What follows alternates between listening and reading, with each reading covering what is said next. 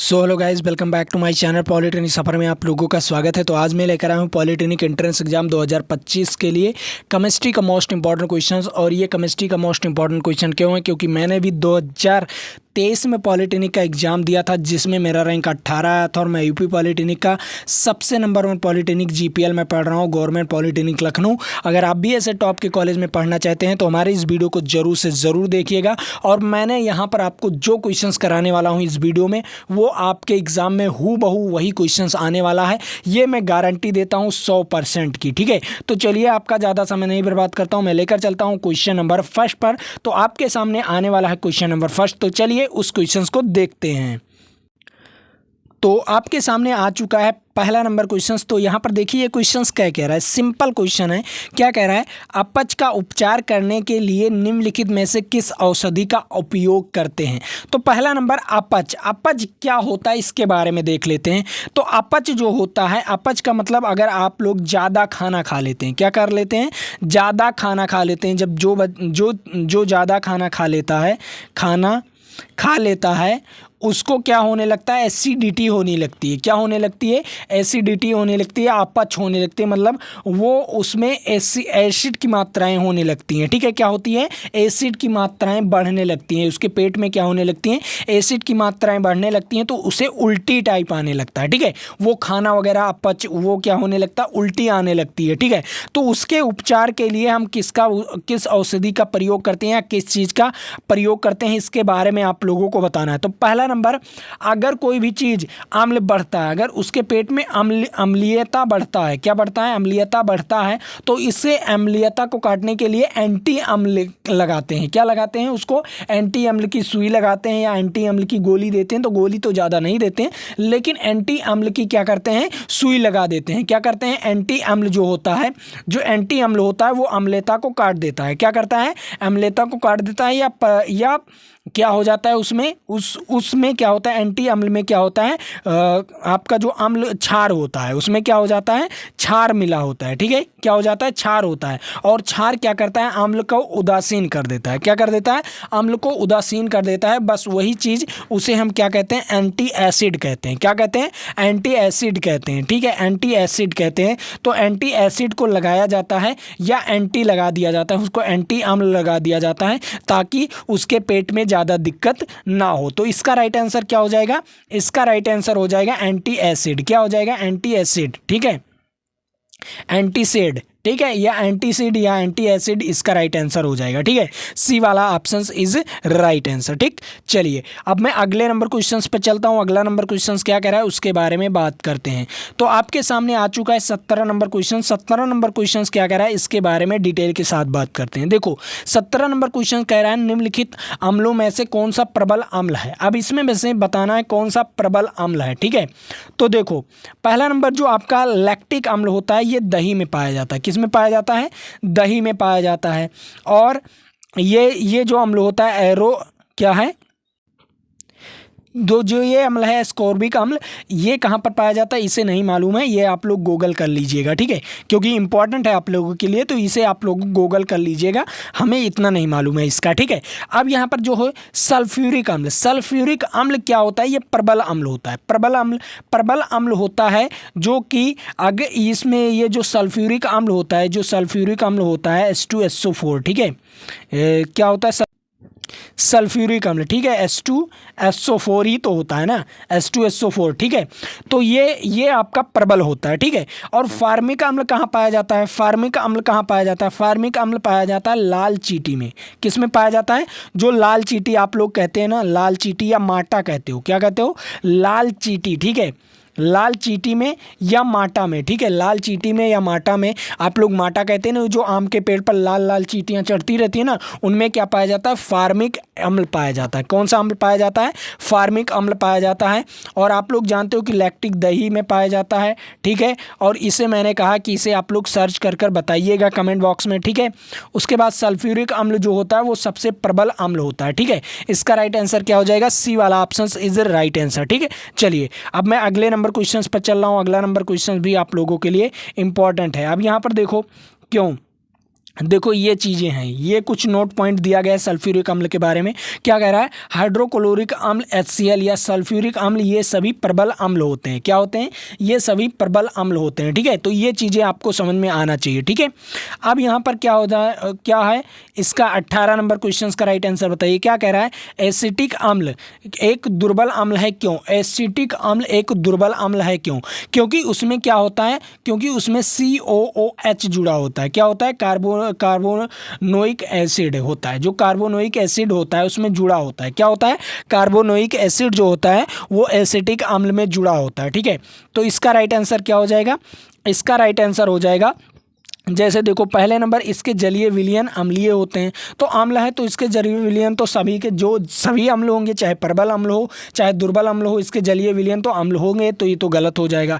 ये ज़्यादा आयनित होते हैं, ये भी गलत हो जाएगा। ठीक है, ये कम आयनित होते हैं तो इसीलिए। ठीक है, अगर ज़्यादा आयनित कौन होगा, ज़्यादा आयनित जो होगा जो अधिक अम्लीय होगा। क्या होगा, जो प्रबल अम्लीय होगा या अधिक अम्लीय होगा। ठीक है, और जो कम आयनित होता है वो क्या होता है, दुर्बल अम्ल होता है। क्या होता है, दुर्बल अम्ल होता है, दुर्बल अम्ल होता है। ठीक है, तो इसका राइट आंसर क्या हो जाएगा, इसका राइट आंसर हो जाएगा सी वाला ऑप्शन हो जाएगा। ठीक है, और ये किस ग्रुप का होता है, COOH ग्रुप का होता है। ठीक है, COOH ग्रुप का होता है। तो इसमें आपके दो ऑप्शंस भी सही चले जा सकते हैं, इसमें और इसमें। तो मैं आपको बताऊं, सब कुछ COOH वाले ग्रुप वाले होते हैं जो अम्ल होते हैं वो हमेशा दुर्बल ही नहीं, उसमें प्रबल भी होते हैं, कुछ प्रबल हुई होते हैं। लेकिन जो अम्लीय जो दुर्बल अम्ल का गुण है ये सबसे ज़्यादा सही है, ये 100% सही है। ठीक है, ये 100% सही है। ठीक है, और ये कितना है, 70%, क्योंकि उसमें कुछ सस्पेक्शन भी है। ठीक है, इसमें कुछ सस्पेक्शन भी है इसलिए। ठीक है, तो आपको समझ में आया, ये कम आयनित होते हैं। ठीक है, समझ में आ गया होगा। चलिए अब मैं अगले नंबर क्वेश्चंस पर चल रहा हूँ। अगला नंबर क्वेश्चंस क्या कह रहा है, इस क्वेश्चंस के बारे में बात करते हैं। ये भी क्वेश्चंस आपके लिए वेरी वेरी मोस्ट इंपॉर्टेंट है। देखो ये क्वेश्चंस क्या कह रहा है, सिंपल क्वेश्चन है। कह रहा है निम्न में से कौन सा धातु ठंडे जल से अपक्रिया करके धातु को हाइड्रो ऑक्साइड बनाते हैं। क्या बनाते हैं, क्या कह रहा है, कोई ऐसा है जो ठंडे जल से अपक्रिया करके धातु ऑक्साइड बनाते हैं। तो देखो पहला नंबर जो सोडियम है, ठीक है, जो सोडियम है ये ठंडे जल से क्या करते हैं, अपक्रिया कर लेते हैं। ठीक है, और क्या बनाते हैं, हाइड्रो ऑक्साइड बनाते हैं। क्या बनाते हैं, हाइड्रो ऑक्साइड बनाते हैं। तो देखो सिंपल है, पहला नंबर किसमें सोडियम है, सोडियम इसमें भी है और इसमें भी है। ठीक है, ये तो आपका गलत हो जाएगा और ये आपका गलत हो जाएगा। तो देखो पहला नंबर जो सोडियम है, सोडियम तो अपक्रिया कर लेगा इसमें तीसरे वाले में। ठीक है, लेकिन जो कॉपर है ये करके अपक्रिया ये नहीं बनाता, हाइड्रो ऑक्साइड नहीं बनाता। ठीक है, कॉपर जल से अपक्रिया करेगा ही नहीं। आप लोग बर्तन जो धोते हो कॉपर का बना होता है, वो जल से अपक्रिया कर लेता है, नहीं गाइज, वो जल से अपक्रिया करता तो ख़त्म हो जाता जल में, लेकिन नहीं करता। क्यों, क्योंकि वो अधिक तेज़ी से वो अपक्रिया नहीं करता जितना कि सोडियम करता है। ठीक है, अगर सोडियम को अगर जल में मिला देते हो, ठीक है, जल में मिला देते हो तो आग लग जाएगा। क्या लग जाएगा, आग लग जाएगा। ठीक है, सोडियम को अगर जल में मिला देते हो तो आग लग जाएगा। ठीक, तो ये चीज़ें हैं आपकी। अब उसके बाद क्या हो जाएगा, आपने सोडियम को देख लिया, अगर सोडियम तो जल में जल ही जाता है। ठीक है, आग लग जाती है।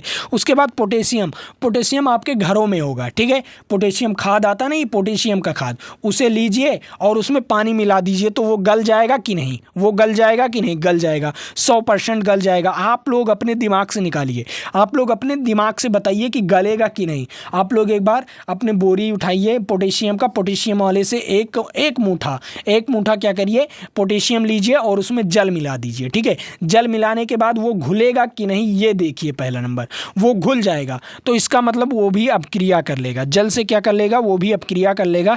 तो इसका राइट आंसर क्या हो जाएगा, इसका राइट आंसर ए वाला ऑप्शन हो जाएगा। सभी को समझ में आए क्वेश्चंस, बेहतरीन ढंग से समझ में आया होगा। ठीक है, चलिए अब मैं अगले नंबर क्वेश्चंस पर चल रहा हूँ। अगला नंबर क्वेश्चन भी आप लोगों के लिए इंपॉर्टेंट है।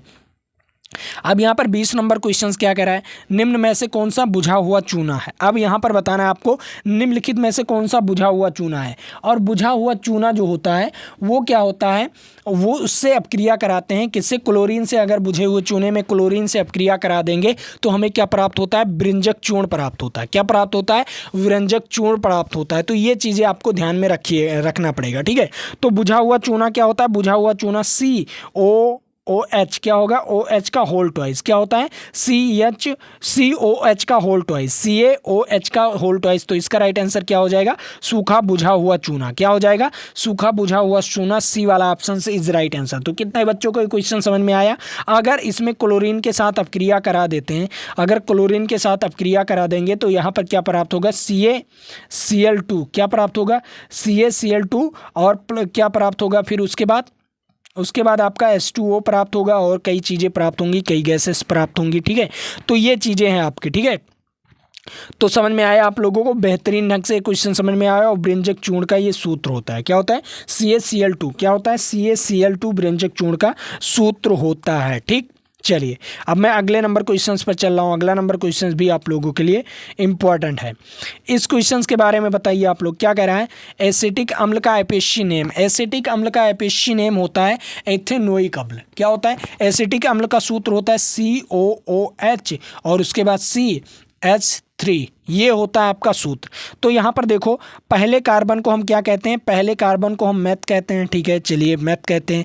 दूसरे कार्बन को हम क्या कहते हैं, एथ कहते हैं। क्या कहते हैं, एथ कहते हैं। तो बताओ, दो कार्बन होता है एसिटिक अम्ल में कि नहीं, दो कार्बन होता है तो एथेनोइक अम्ल हो जाएगा। क्या हो जाएगा, एथेनोइक अम्ल इज राइट आंसर। कौन सा ऑप्शन सही जाएगा, ए वाला ऑप्शन इज राइट आंसर। अब मेथेनोइक अम्ल कैसे होगा, मेथेनोइक अम्ल का सूत्र होता है HCOOH, ये मेथेनोइक अम्ल का सूत्र होता है। और प्रोपेनोन ऑन ग्रुप का है ये। ठीक है, ऑन ग्रुप किस में आता है आप लोग बताइए, ऑन ग्रुप किस में आता है, कीटोन में आता है। किस में आता है, कीटोन में आता है। ठीक है, तो कीटोन का क्या होता है, कीटोन का क्या होता है, OH क्या होता है, कीटोन का क्या होता है आप लोग बताइए। कीटोन का प्रोपेनेन का सूत्र क्या होगा, CH3 CH2 और फिर C क्या हो जाएगा, इस पर डबल बॉन्ड लग जाएगा O और यहाँ पर क्या हो जाए, एक H लग जाएगा। ठीक है, ये आपका कीटोन का सूत्र होगा। क्या होगा, ये कीटोन का सूत्र होगा इज राइट आंसर। समझ में आया ये क्वेश्चन बेहतरीन ढंग से, क्योंकि ये कीटोन का सूत्र होता है। ठीक है, चलो अब मैं अगले नंबर क्वेश्चंस पर चल रहा हूँ। अगला नंबर क्वेश्चन भी आप लोगों के लिए इंपॉर्टेंट है। अब इस क्वेश्चंस के बारे में बात करते हैं। देखो ये क्वेश्चंस क्या कह रहा है, इस क्वेश्चंस के बारे में बात करते हैं। ये क्वेश्चंस कह रहा है, कोई विलयन नीले लिटमस पत्र को लाल कर देता है तो उसका पीएच संभव क्या होता है। नीले लिटमस पत्र को लाल करना, अगर नीले से लाल कोई करता है, ठीक है, नीले से लाल कर देता है। ठीक है, क्या करता है, नीले से लाल कर दे तो वो क्या होता है, अम्लीय प्रकृति का होता है। क्या होता है, वो अम्लीय प्रकृति का होता है। नीले से अगर लाल कर दे, ठीक है, नीले से अगर लाल कर दे, ठीक है, तो अम्लीय प्रकृति का होगा। लेकिन अगर लाल से वो नीला कर दे, लाल से नीला कर दे तो क्या होगा, क्षारीय प्रकृति का होगा। ठीक है, तो बताओ अम्ल का जो पीएच मान होता है वो कितने से होता है, 7 से कम होता है। क्या होता है, अम्ल का पीएच मान 7 से कम होता है। ठीक है, तो अम्ल का पीएच मान 7 से कम, तो नीले से लाल को करने के लिए अम्ल का प्रयोग किया जाता है। तो 7 से कम क्या है, 7 से कम 5 है, तो ये क्या हो जाएगा, ये हो जाएगा अम्लीय प्रकृति का। इसका पीएच मान क्या हो जाएगा, 7 से कम होगा। 7 से कम क्या है, 5। ठीक है, समझ में आया आपका, ये जो 5 है ये अम्लीय हो जाएगा। ठीक है, ये क्या हो जाएगा, अम्लीय हो जाएगा। और ये जो 8 है ये क्षारीय हो जाएगा। ठीक है, क्षार हो जाएगा। और ये उदासीन हो जाएगा। ठीक है, 7 जो है ये उदासीन हो जाएगा। ठीक है, उदासीन जिसे हम पानी कहते हैं, H2O क्या होता है, उदासीन होता है। 10 क्या होता है, ये भी आपका क्षारीय हो जाता है। ठीक है, तो ये चीज़ें आपको समझ में आना चाहिए। ठीक, चलिए अब मैं अगले नंबर क्वेश्चन पर चल रहा हूँ। अब यहाँ पर क्या कह रहा है, यहाँ पर मैंने आपको बताया था कि ऑक्जेलिक अम्ल की प्रकृति का स्रोत क्या होता है। जो ऑक्जेलिक अम्ल होता है उसके प्रकृति का स्रोत क्या होता है, इसके बारे में आप लोगों को बताना है। और हाँ, आप लोग कमेंट करके बताइए कि इस क्वेश्चन का जवाब वेरी मोस्ट इंपॉर्टेंट क्वेश्चन है और इसे मैं 30 सेकंड का समय दे रहा हूँ। इस 30 सेकंड के समय में आप लोग इसका राइट आंसर बता सकते हैं। तो बताइए इसका राइट आंसर क्या होगा।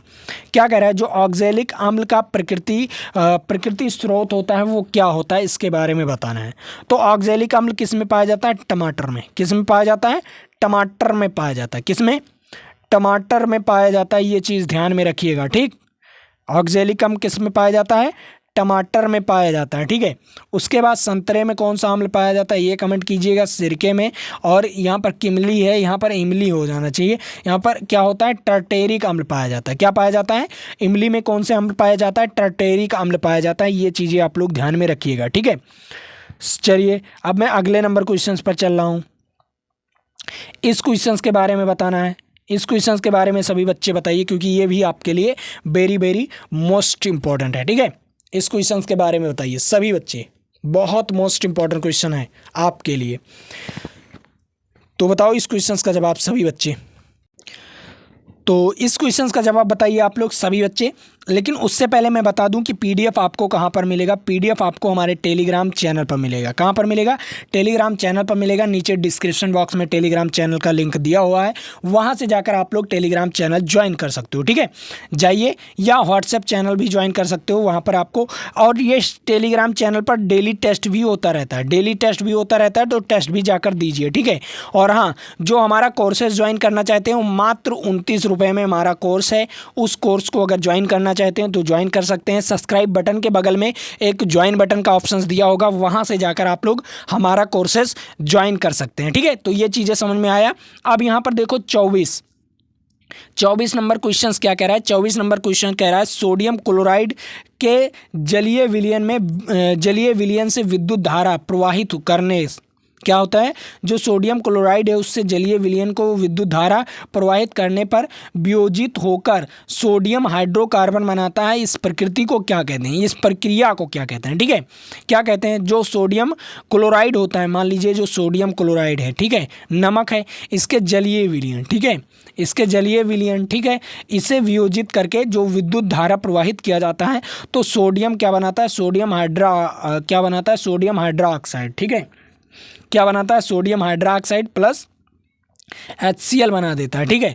अगर उल्टा फिर से क्रिया कराएंगे, ठीक है, तो उसको हम क्या कहेंगे, क्लॉर क्षार अवक्रिया। क्या कहेंगे, क्लर क्षार अवक्रिया कहेंगे, ठीक है।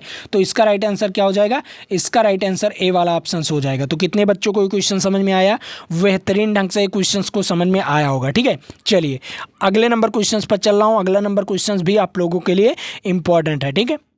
हाँ, अभी इस क्वेश्चन के बारे में बताइए क्या कह रहा है। ये क्वेश्चन कह रहा है अम्ल तथा भस्मक के जलीय विलयन को विद्युत के होते हैं। अब बताओ, अम्ल तथा जो जलीय विलयन के भस्मक होते हैं उसमें क्या होता है, जो भस्मक होते हैं, भस्मक क्या होता है, भस्मक क्या होता है, ये चीज़ ध्यान में रखिएगा। भस्म क्या होता है, भस्म या भस्मक, ठीक है। भस्म या भस्मक क्या होता है, ये होता है क्षार। क्या होता है, क्षार होता है। और अम्ल और क्षार की जो अपक्रियाएं करी जाती हैं उसमें जो विलयन का विद्युत होता है, वो जलीय विलयन का जो विद्युत होता है उसमें सुचालन होता है या नहीं। अगर NaCl, मान लीजिए NaCl है, ठीक है, NaCl बनता है, कब बनता है, जब हम NaOH को, क्षार को, ठीक है, क्षार को और अम्ल को मिला देते हैं। क्या बना देते हैं, क्षार को और अम्ल को मिला देते हैं। देखिए यहाँ पर क्षार मिल गया, ठीक है, प्लस HCl मिल गया, ठीक है। तब बनेगा क्या, NaCl प्लस H2O बनेगा, ठीक है।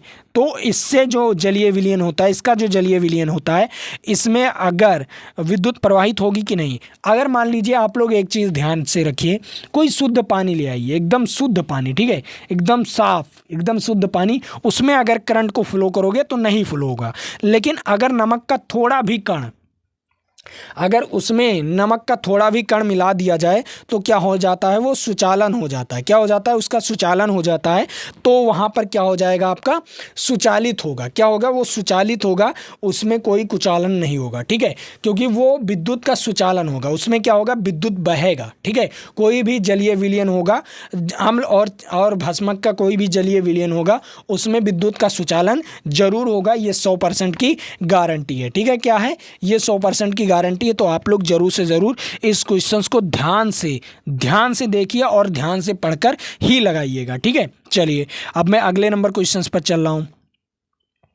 अगला नंबर क्वेश्चंस, अब ये पार्ट 2 आ गया, अम्ल भस्मक और लवण का पार्ट 2 आ गया, ठीक है। अब यहाँ पर देखो, सिरके में कौन सा अम्ल पाया जाता है। अब बताओ सिरके में कौन सा अम्ल पाया जाता है। पहला नंबर जो फार्मिक अम्ल होता है, ये लाल चींटी में पाया जाता है, ठीक है। ये किस में पाया जाता है, लाल चींटी में पाया जाता है, जिसे माटा कहते हैं, ठीक है, लाल चींटी में, ठीक है। उसके बाद जो टर्टेरिक अम्ल होता है ये इमली में पाया जाता है, ठीक है, मुंह में पानी नहीं आना चाहिए, ठीक है। उसके बाद ये जो एसिटिक अम्ल होता है, ये एसिटिक अम्ल इसे भी बताइए आप लोग, सिट्रिक अम्ल, ठीक है। और यहाँ पर सिट्रिक अम्ल जो होता है ये सिरके में पाया जाता है, ठीक है। सिट्रिक अम्ल जो होता है ये सिरके में पाया जाता है। तो इसका राइट आंसर आप लोगों के लिए वेरी वेरी मोस्ट इंपॉर्टेंट, ठीक है। इसका राइट आंसर क्या हो जाएगा, सिट्रिक अम्ल जो होता है वो सिरके में पाया जाता है और फार्मिक अम्ल लाल चींटी में पाया जाता है। और फार्मिक अम्ल जो होता है वो आपके शरीर में भी पाया जाता है, ठीक है। क्या पाया जाता है, फार्मिक अम्ल जो होता है ये आपके शरीर में भी पाया जाता है, हड्डियों के बीच में ये चलता रहता है। जब आप लोगों को थकान क्यों महसूस होता है, जो थकान महसूस होता है, थकान महसूस होता है, ठीक है, थकान महसूस जो होता है उसमें क्या होता है आपका जो फार्मिक एसिड होता है वो आपके शरीर में फैलने लगती है, ठीक है।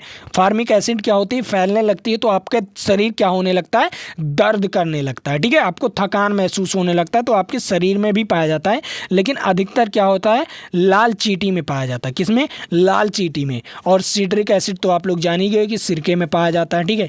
तो ये चीज़ें आपको ध्यान से पढ़ना चाहिए, ठीक है। चलिए अगले नंबर क्वेश्चन पर। अब यहाँ पर बताओ, इमली और अंगूर में कौन सा अम्ल पाया जाता है। देखो, इमली और अंगूर में दोनों में एक ही अम्ल पाया जाता है, वो भी टर्टेरिक अम्ल। क्या पाया जाता है, टर्टेरिक अम्ल पाया जाता है। क्या पाया जाता है, टर्टेरिक अम्ल पाया जाता है इमली और अंगूर में, ठीक है। और अंगूर में ग्लूकोज का मात्रा बहुत ज़्यादा होता है, ठीक है। C6H12O6 इसका मात्रा बहुत ज़्यादा होता है, ठीक है। अंगूर के पानी में ना ग्लूकोज का मात्रा बहुत ज़्यादा होता है। अगर आप लोग ना गर्मियों में अंगूर ज़्यादा खाते हो ना तो आपके पेट में कोई दिक्कत नहीं आने वाला है और आपके शरीर में पानी की कमी नहीं होने वाला है और ग्लूकोज का मात्रा बहुत अच्छी होने वाली है, ठीक है। ग्लूकोज की मात्राएं कितनी होनी चाहिए, बहुत अच्छी होने वाली है, ठीक है। C6H12O6 जो है ये है आपके लिए बहुत इंपॉर्टेंट, ठीक है। चलिए अब मैं अगले नंबर क्वेश्चंस पर चल रहा हूँ। अगला नंबर क्वेश्चंस क्या कह रहा है उसके बारे में बात करते हैं। अब देखो, अब यहाँ पर देखो क्या कह रहा है, सेब में कौन सा अम्ल पाया जाता है। तो सेब में कौन सा अम्ल पाया जाता है इसके बारे में आपको बताना है। देखो, सेब में पहला नंबर नाइट्रिक अम्ल कहाँ पाया जाता है। H2 क्या है, NHO3 क्या होता है, NHO3 HNO3, ठीक है। NHO3 चाहे जो कहो या HNO3, ठीक है। HNO3 जो नाइट्रिक अम्ल होता है ये आपके बैटरी वगैरह में पाया जाता है। किसमें, बैटरी वगैरह में पाया जाता है, ठीक है। ये बैटरी वगैरह में पाया जाता है। और सिट्रिक अम्ल तो आप लोग जानते ही हो कि किस में पाया जाता है, संतरा में पाया जाता है। तो आपका जो सेब में कौन सा अम्ल पाया जाता है, वो मौलिक अम्ल पाया जाता है। क्या पाया जाता है, ये मौलिक अम्ल पाया जाता है, इज राइट आंसर। इसका राइट आंसर क्या हो जाएगा, मौलिक अम्ल, ठीक है। समझ में आया सभी बच्चों को, बहुत बहुत मोस्ट इंपॉर्टेंट, ठीक है। ये देखो, अभी इसका राइट आंसर बताइए। घास के पत्ते में कौन सा अम्ल पाया जाता है। वाह भाई वाह, बहुत सही। घास के पत्ते में कौन सा अम्ल पाया जाता है, जो भैंस वगैरह खाती नहीं है उसमें कौन सा अम्ल पाया जाता है। ये बहुत अच्छा ज्ञान है, ठीक है। ये बहुत अच्छा ज्ञान है, इस ज्ञान को जरूर से नोट कर लीजिएगा।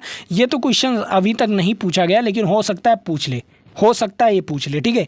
घास के पत्ते में कौन सा अम्ल पाया जाता है, वो बेंजोइक अम्ल पाया जाता है। क्या पाया जाता है, बेंजोइक अम्ल, ठीक है। अब बेंजोइक अम्ल क्या होता है, चलिए उसका चित्र भी बना दे रहा हूँ, देख लो। उसका चित्र कुछ इस प्रकार बनता है, ठीक है। बेंजोइक अम्ल का चित्र कुछ इस प्रकार बनता है, ठीक, कुछ इस प्रकार। ये बेंजोइक अम्ल है, ठीक है। क्या है, ये बेंजोइक अम्ल का सूत्र है, ठीक है। समझ में आया, ये बेंजोइक अम्ल का सूत्र या उसका बढ़िया से सूत्र दिखाया गया है, ठीक है। ये बेंजीन है, क्या है, ये बेंजीन है, ठीक है। ये बेंजीन है और ये बेंजोइक अम्ल का सूत्र है, ठीक है। तो समझ में आया। चलिए अगले नंबर क्वेश्चंस पर चल रहा हूँ। अगला नंबर क्वेश्चंस भी आप लोगों के लिए इंपॉर्टेंट है। अब लैक्टिक अम्ल की प्रकृति का स्रोत क्या होता है। लैक्टिक अम्ल दही में पाया जाता है, ठीक है। इमली में टर्टेरिक अम्ल, सिरका में सिट्रिक अम्ल और टमाटर में ऑक्सैलिक अम्ल, ठीक है। टमाटर में कौन सा, ऑक्सैलिक अम्ल, ठीक है। चलिए अगले नंबर क्वेश्चंस पर चल रहा हूँ। अब यहाँ पर देखो क्या कह रहा है, चींटी के डंक या निटल के डंक में कौन सा अम्ल पाया जाता है। चींटी के डंक में या निटल के। तो मैंने आपको बताया कि लाल चींटी में कौन सा अम्ल पाया जाता है, लाल चींटी में कौन सा अम्ल पाया जाता है? फार्मिक अम्ल पाया जाता है। कौन सा अम्ल पाया जाता है? फार्मिक अम्ल पाया जाता है, इज राइट आंसर। ठीक है, कौन सा अम्ल? फार्मिक अम्ल, मैंने ऑलरेडी आपको बता रखा है। ठीक है, तो ये चीज़ें आपको समझ में आया। चलिए अगले नंबर क्वेश्चंस पर चल रहा हूँ। ठीक है, हाँ ये भी कुछ इंपॉर्टेंट नोट पॉइंट भी देख लीजिए। क्या कह रहा है? फार्मिक अम्ल को मेथेनोइक अम्ल कहा जाता है। ठीक है, मेथेनोइक अम्ल। ठीक है, फार्मिक अम्ल को क्या कहा जाता है? मेथेनोइक अम्ल। ठीक है, समझ में आया। चलिए अब यहाँ पर देखो क्या कह रहा है, निम्नलिखित में से कौन सा ऑक्जेलिक अम्ल में पाया जाता है? ऑक्जेलिक अम्ल किस में पाया जाता है? टमाटर में। ठीक है, मैंने ऑलरेडी आपको बता रखा है। ठीक है, चलो अब इस क्वेश्चंस के बारे में बताइएगा आप लोग, और मैं इसे आप लोगों को SW दे रहा हूँ, और ये SW आपके लिए बहुत बहुत मोस्ट इंपॉर्टेंट है। और हाँ मैं आपको बता दूं कि अगर हमारा कोर्सेज ज्वाइन करना चाहते हैं तो मात्र 29 रुपये में मैंने कोर्सेज लॉन्च किया है, और उस कोर्स को ज्वाइन करने के लिए आपको सब्सक्राइब बटन के बगल में ज्वाइन बटन का ऑप्शन दिया होगा, वहाँ से जाकर आप लोग कोर्सेज ज्वाइन कर सकते हैं। वहाँ पर मैंने चैप्टर वाइज ऑलरेडी पढ़ा रखा है, तो वहाँ पर जाइए और चैप्टर वाइज पढ़िए। ठीक है, और हाँ अगर आप लोग चैनल को अभी तक सब्सक्राइब नहीं किए हो तो चैनल को सब्सक्राइब कर लो, वीडियो को लाइक नहीं किया हो तो वीडियो को लाइक कर दो, और अपने दोस्तों तक इस वीडियो को शेयर भी कर दो। तो आज के लिए इतना ही। जय हिंद, जय भारत। फिर मिलेंगे आपके साथ अगले वीडियो में।